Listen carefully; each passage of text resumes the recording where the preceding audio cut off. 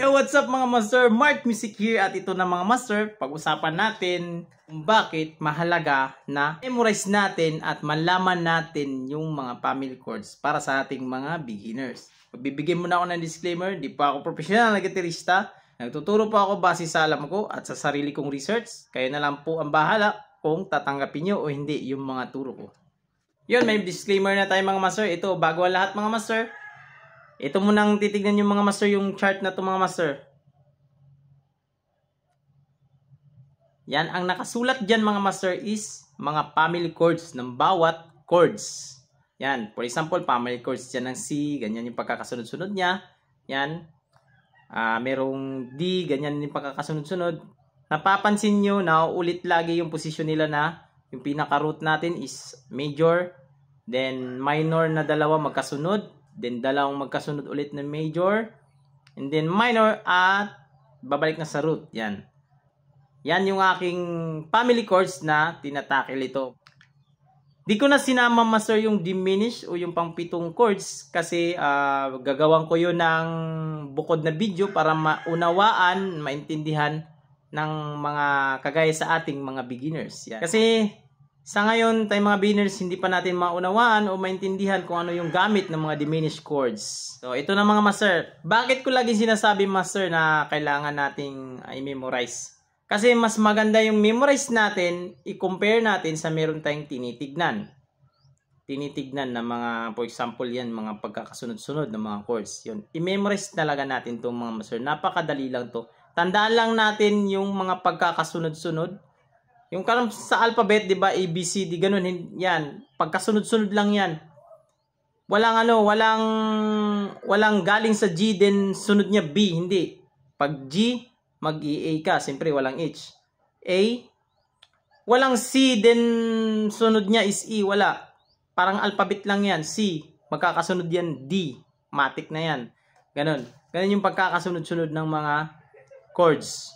Ito na mga master, ang kahalagahan mga master ng alam natin at memorize natin yung family chords. For example, yung kanta. Progression ng kanta is, dito tayo sa C. Ang progression ng kanta is C, G, then A minor, tapos F. Yan lang muna para basic. So, titignan mo yun ngayon mga master, yung mga family chords, yung pagkakasunod-sunod niya. So, dito na mag-work master yung chord chart ilagay natin. So, ang chord progression natin is C, G, E minor, then F. Ito yung C. Then, meron siyang tatlong chords na nilampasan, nag-G na siya. Yan. And then, tumalon ulit from G, E minor. Then, umatras na naman siya ng dalawa. Papunta siya sa F. So, ganun yung pattern. Titignan nyo yung pattern mga master doon sa ibang mga chords. Diyan sa chord chart na yan. Yung pagkakasunod-sunod. So, for example, ibibase natin or kukunin natin siya sa F. Diba? Pansinin nyo mga master yung chord chart. F. So, yung tapat, yung mga root, titignan lang natin yung root, galing tayo sa C, di ba? Pupunta na tayo sa F. O yan, malayo. So, nakalagay dyan sa tapat is F. Then, yung sunod yun is, nandyan sa C, is G. Pero yung tumapat dito sa ating F is C. And then, tumapat naman doon sa A minor is yung D minor dito sa F. At umatas na naman ng dalawa, so naging imbis na F, naging B flat. B flat or A sharp. Yan. Nagkakaroon na ba kayo ng idea mga master? So pag yung C na kukunin mo sa F, ganun lang yung titignan mo yung sa pattern na yun. Of course, nasa isip natin yan. Kailangan natin yung i-memorize yung mga pattern na yan. So, palitan natin yung chord progression. For example, mga master, ang chord progression natin is, dito naman tayo sa G. G. So, G, B minor, C, din D. Ngayon, for example, ilagay natin siya sa D. Yun. So, titignan natin yung chord chart na yun, yung pattern. Galing sa G. Itapat lang natin siya doon sa D. Ang unang chords niya is D. Then, tumalon ng dalawa. So, pagtalon niya ng dalawa, doon siya yung from B minor. Dito, titignan natin yung pattern dito, naging F sharp minor. Doon sa pattern ng ating D, sa family chords na ng D. And then, umusod ng isa, yung C, naging G. And then, umusod pa ulit ng isa, yun, yung D, naging A. Yun. So, yung chords progression kanina na G, B minor, C, D. Pag sa D na natin kukunin doon, base sa ito yung ating chord chart or family chords chart, naging ganito na siya. D, F sharp minor, G major, then A major. Yan. Napakadali lang itong maintindihan mga master. Dagdagan natin yung ating chords progression. Dagdagan natin. So, mag-ano naman tayo? Dito na naman tayo sa E. For example, E. Gagawin kong chord progression dito is E, C sharp minor, then F sharp minor, at maglagay din ako ng A major at B major. Ayun. So, nadagdagan yung ating chords. 5 na yung chords. Ngayon, paano i-transpose yan?